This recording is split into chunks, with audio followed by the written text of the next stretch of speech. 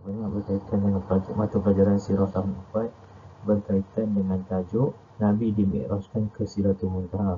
Baik, sebelum kita masuk kepada tajuk yang lebih mendalam lagi, saya akan menerangkan dan memberi sedikit ringkasan berkaitan dengan tajuk Nabi dimi'rajkan ke Sidratul Muntaha. Baik, kita masuk kepada pengertian Mi'raj. Okey, pengertian Mi'raj ini bermaksud naik ke alam yang tinggi, iaitu daripada mana ke mana, daripada Masjidil Aqsa yang terletak di Palestin dan terus naik ke alam yang tinggi hingga ke Sidratul Muntaha, maknanya yang terletak di Baitul Ma'mur. Okay? Naik ke alam yang tinggi hingga ke Sidratul Muntaha hingga ke Baitul Ma'mur. Okay? Ini adalah pengertian bagi Mi'raj. Okay? Seterusnya kita akan tengok apa peristiwa yang berlaku semasa Nabi dimi'rajkan. Okay? Perjalanan Nabi menaiki langit. Siapakah yang Nabi bertemu dan apakah terjadi kepada baginda Rasulullah SAW. Baik, kita akan terus kepada slide yang seterusnya, di mana apabila Nabi berjalan menuju ke langit yang pertama, Nabi bertemu dengan Nabi Adam AS. Okey, seterusnya di langit yang kedua, baginda Rasulullah SAW bertemu dengan Nabi Isa AS dan juga Nabi Yahya AS. Seterusnya Nabi pergi ke langit yang ketiga dan bertemu dengan Nabi Yusuf AS.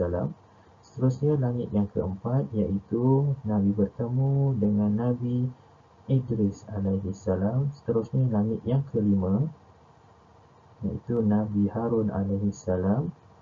Dan langit yang keenam, Nabi Musa AS.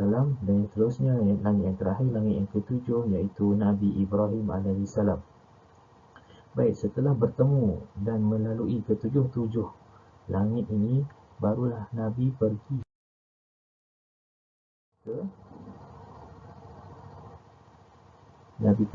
ke Sidratul Muntaha dan dibawa ke Baitul Ma'mur. Okey, untuk makluman pelajar-pelajar sekalian, Baitul Ma'mur ini adalah mana satu tempat di mana itu adalah kiblat bagi makhluk-makhluk di langit ataupun malaikat. Okey, malaikat terletaknya kiblat bagi para malaikat. Okey, kalau kita manusia ini Kaabah, itulah Kaabah bagi malaikat. Itu dinamakan Baitul Ma'mur. Okey, setelah dibawa ke Baitul Ma'mur, Nabi bertemu dengan Allah Subhanahu Wa Taala. Okey, antaranya ialah Allah Taala memerintahkan ataupun Rasulullah menerima perintah solat sebanyak 50 waktu pada asalnya. Okey, Nabi Muhammad SAW pun turun semula ke langit. Okey, dan seperti mana Nabi turun ke langit, Nabi bertemu dalam perjalanan turun ke langit, Nabi bertemu dengan Nabi Musa AS. Dan Nabi Musa AS menasihatkan Rasulullah bahawa supaya memohon dikurangkan jumlah waktu solat tersebut daripada 50, kurangkan lagi. Okay? Dan berlakulah peristiwa ulang alik Nabi beberapa kali naik bertemu dengan Allah supaya minta dikurangkan. Dan akhirnya berulang alik, akhirnya solat fardu dikurangkan oleh Allah Subhanahu Wa Taala dengan izin Allah daripada 50 kepada 50 waktu. Okey. Baik. Seterusnya kita masuk selepas Nabi menerima perintah solat tersebut, Nabi dibawa masuk ke dua tempat, iaitu syurga dan neraka. Okey, peristiwa Nabi semasa di dalam syurga, Rasulullah dibawa melihat keindahan syurga.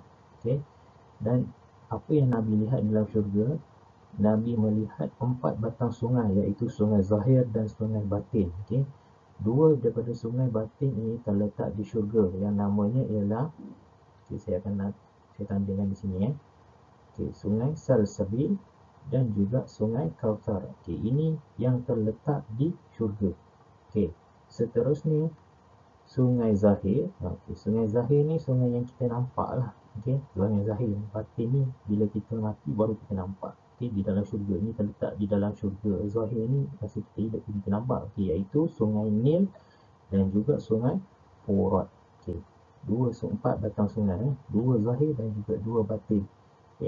Seterusnya, setelah Nabi pergi ke syurga, Nabi pergi ke dalam, masuk ke dalam neraka. Masuk tu masuk melawat, dibawa melihat neraka Jahanam. Yang mana neraka ini dijaga oleh malaikat yang diberi nama Malaikat Malik. Yang mana sifat Malaikat Malik ni seumur hidup dia, tidak pernah senyum dan juga seorang makhluk yang garang. Garang ni tak pernah senyum. Malaikat Malik, penjaga pintu neraka. Dan apa yang terjadi ketika Nabi masuk ke dalam neraka, melihat keadaan dalam neraka, Nabi melihat satu kaum yang sedang makan daging busuk, sedangkan ada daging yang elok di situ. Lalu bertanya kepada Malaikat Jibril, kenapa makan daging yang busuk? Jawab Malaikat Jibril, itu adalah dosa melakukan perbuatan zina. Itu sahaja sedikit sebanyak ringkasan saya berkaitan dengan tajuk Nabi dimi'rajkan ke langit. Nabi dimi'rajkan ke Sidratul Muntaha. Sedikit apa yang saya terangkan ini, semoga kita sama-sama dapat manfaat dengan apa yang saya terangkan kat sini. Itu sahaja daripada saya. Wabillahi taufiq wal hidayah. Assalamualaikum warahmatullahi taala wabarakatuh. Sekian, terima kasih.